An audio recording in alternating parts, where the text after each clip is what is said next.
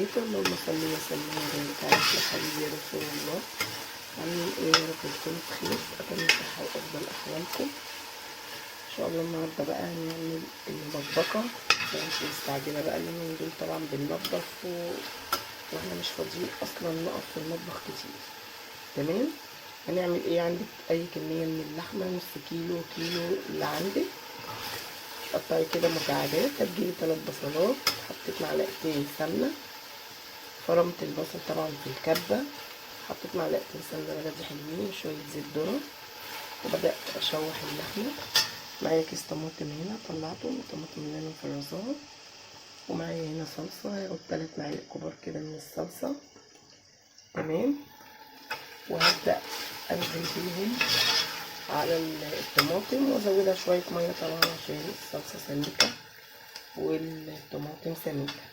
تمام. نقطعها كده قطع زي ما انت حابه، مش كبيره قوي، بحيث اما ننزل المكرونه فيها تبقى يعني مش كبيره قوي. يلا بينا.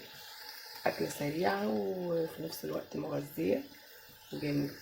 اعملي بقى جنبها بطاطس محمره، اعملي حبه، تعملي تجيبي شيبسي، اعملي اي حاجه بقى مش مشكله. وحبايب قلبي البصل كده اتكرمل شويه معايا، ابدا بقى انزل حطيت عصير الصلصه مع الطماطم اهو بالمنظر ده. انزل بيه بقى كده على اللحمه.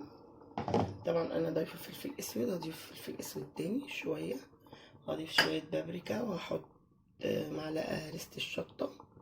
تمام، عشان تبقى المكرونه بتاعتي كده لونها احمر وشكلها حلو. تمام. هسيبها بقى كده تتسبك بقى كده، بتستوي 3/4 سوا والربع التاني يكمل مع المكرونه. اهو حبايب قلبي، طبعا اللحمه خلاص استوت بالشكل الجميل ده.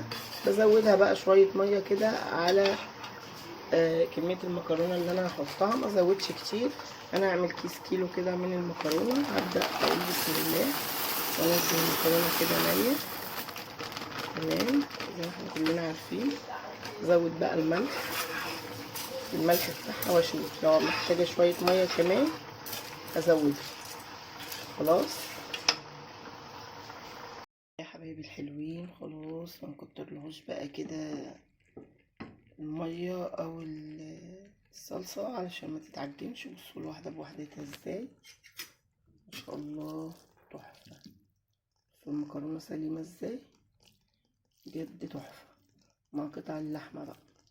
يلا بنحبكم في الله، في رعايه الله، مع السلامه. يا جمال المبكبكه. يلا مع السلامه.